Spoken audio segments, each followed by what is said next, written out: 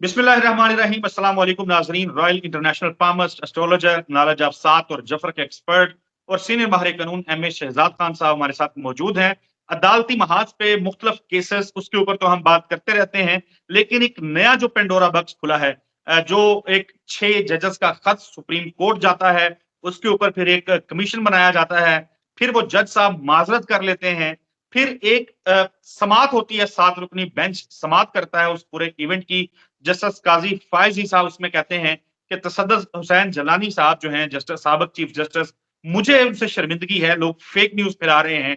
और फिर जस्टिस तसद्दुक़ हुसैन जलानी का एक लेटर सामने आ जाता है जिसमें वो कहते हैं कि भाई फेक न्यूज ना फैलाएं, मैं कोई मीडिया के दबाव में नहीं आया, मैं कोई सोशल मीडिया के दबाव में नहीं आया कमीशन की वजह से, बल्कि ये मामला टीओआर का था और इख्तियारात से मुतालिक था कि मैं कैसे हाजिर सर्विस जजेस को बुला के उनसे तहकीकात कर सकता हूं या पूछ सकता हूं। यही नहीं, बल्कि पेशावर हाई कोर्ट के chief justice justice Ibrahim Khan, बड़ा नाम, जिनके हमने देखा कि पिछले दिनों जब कहीं किसी को रिलीफ नहीं मिलता था, रिलीफ नहीं कहते बल्कि यूं कह लें कि इंसानी हकूक के मामलात के ऊपर एक स्टैंड लेने वाला शख्स जस्टिस इब्राहिम, उन्होंने भी एक खत लिख दिया चीफ जस्टिस काजी फायज ईसा को। उसमें कहा उन्होंने कि मेरी कोई लॉबिंग नहीं है, मेरे सिस्टम के अंदर लोग नहीं है। आप ये कहते रहे हैं माजी में कि जो सबसे सीनियर लोग हैं उनकी इंडक्शन होनी चाहिए सुप्रीम कोर्ट ऑफ पाकिस्तान में, कि वो आए और बतौर सुप्रीम कोर्ट के जज के तौर पे काम करें। तो वो कहते हैं कि आना होना तो ये चाहिए कि मुझे भी सुप्रीम कोर्ट में इंडक्ट किया जाए, लेकिन मुझे नहीं किया जा रहा। देखते हैं, पता नहीं इस खत का बुरा ना बना जाए। इस किस्म की उन्होंने बातें की हैं। ये मैंने मंजरनामा ओवरऑल बता दिया है, इसके ऊपर हमने बात करनी है कि ये सिलसिला क्या है जो शुरू हुआ है और कहां जाके ये इख्तिताम पजीर होगा। एम ए शहजाद खान साहब, अस्सलाम वालेकुम सर। सवाल आपने सुन लिया है, मैं चाहूंगा कि आप ही इसका जवाब दें। वालेकुम अस्सलाम। बिस्मिल्लाहिर्रहमानिर्रहीम। इन्नल्लाह यअमुरु बिल अद्ल वल एहसान। बेशक अल्लाह हुक्म देता है इंसाफ करने का और एहसान करने का। एक सवाल आप और छोड़ गए, आजकल हमारे ऑनरेबल जस्टिस साहबान को मशकूक खत भी आते हैं, वो बात छोड़ गए आप। तीन सवाल आपके बनते हैं। जी जी। अच्छा, पहला जो है ऑनरेबल जो चीफ जस्टिस जो पेशावर हाई कोर्ट या केपी के हवाले से आप कहें, जस्टिस इब्राहिम जो हैं, उनके हवाले से आपने, मोहम्मद इब्राहिम खान नाम है, वो MI के मालिक हैं और केपी के से उनके पास जो है वो चीफ जस्टिस हैं, और जिसको हम कहते हैं नॉर्थ की तरफ जो है। अच्छा, बात ये कहने की कि अगर हम देखें सितारों के हवाले से तो और चीज है, जब हम सूबे को देखें तो सूबे का नाम है KPK, का की आवाज है, और जो इस्लामाबाद में आना है सुप्रीम कोर्ट के हवाले से तो वो मरीख में है। तो बेसिकली अगर मैं सितारों और जफर में जाऊं तो उसमें जो मुझे समझ आती है वो यही आती है कि जो चीफ जस्टिस जो पेशावर हाई कोर्ट के हैं, उनका सुप्रीम कोर्ट में जस्टिस के हवाले से आना मुश्किल लग रहा है मुझे, जो मुझे जफर से समझ आती है। तो मैं कोई अपनी कोई जाती राय कायम नहीं कर रहा, ये मैं जफर के हवाले से बात कर रहा हूं कि मुझे उनके स्टार्स जो हैं इसमें कमजोर नजर आते हैं, और वैसे भी वो 15 दिन के बाद उनकी मुद्दत जो है वो पूरी भी हो जाएगी, तो मैं यही समझता हूँ कि मुद्दत ही पूरी होगी।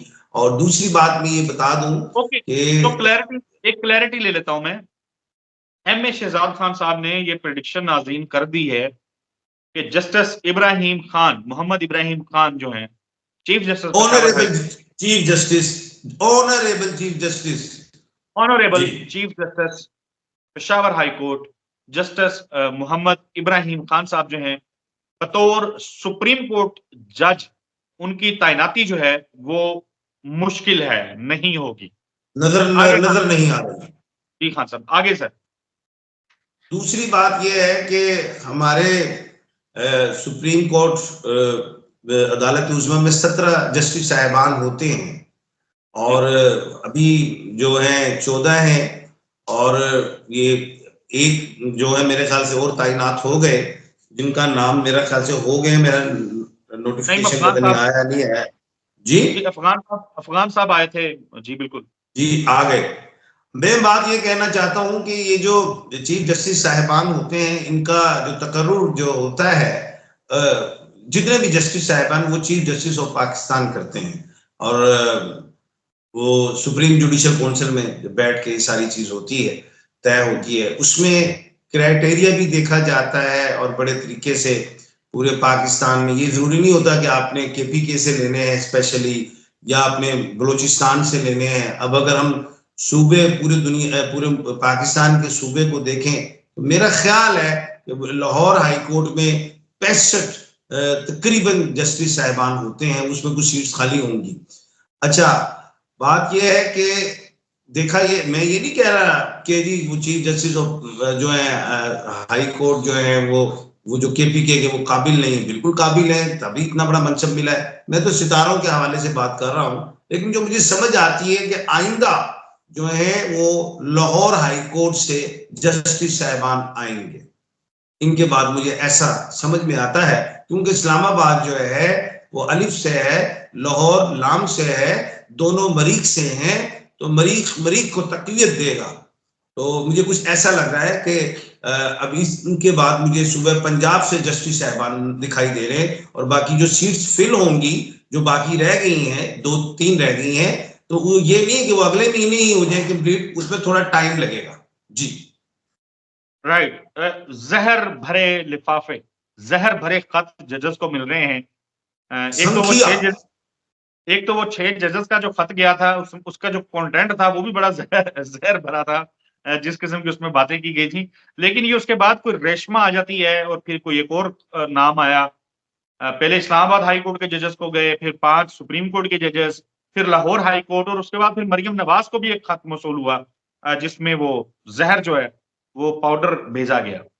ये क्या मुद्दा है खान साहब, ये कौन कर रहा है? देखो, अगर तो मैं करूँ ना शक, कहते ना जदी शह कोई चोरी हो जाए तो वो सारे कहते चोर।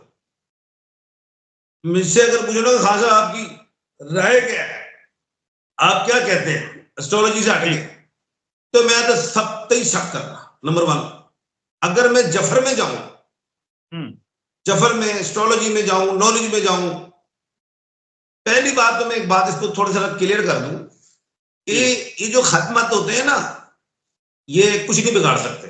पहले तो आप ये जरा माइंड में रखें। ठीक है। अब जस्टिस साहिबान जो है, हमारे ऑनरेबल जस्टिस साहिबान हो, उसमें हमारे chief justice of Pakistan honourable chief justice साहब को भी मेरे ख्याल से खाता है, मेरे ख्याल से। अच्छा, आया है तो क्या ये क्या डराने के लिए?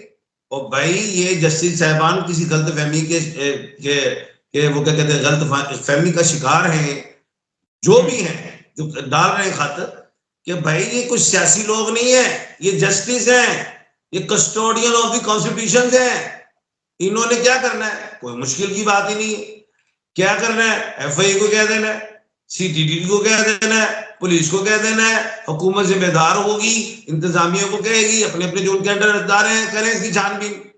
अब बात क्या है, अब बात मैं ये कहता हूं, जो मेरा जफर में जाके देखता हूं तो मुझे ये नजर आता है, खोदा पहाड़ निकला चूहा।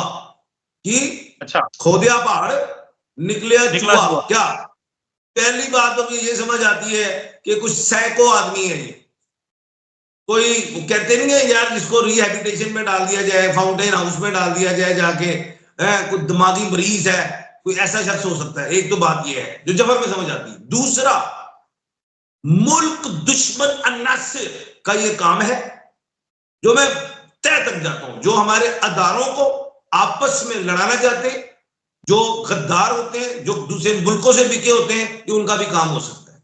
यहां तक मुझे समझ आती है जफर से, इसके आगे मुझे मिलता कुछ नहीं। Okay, right. खान साहब, मैं ज़ाहिर है इसके अलावा जवाब आपने दे दिया, इस पे मैं भी ज्यादा गुफ्तगू नहीं करता। मैं आगे बढ़ता हूं लोगों के सवालात की तरफ।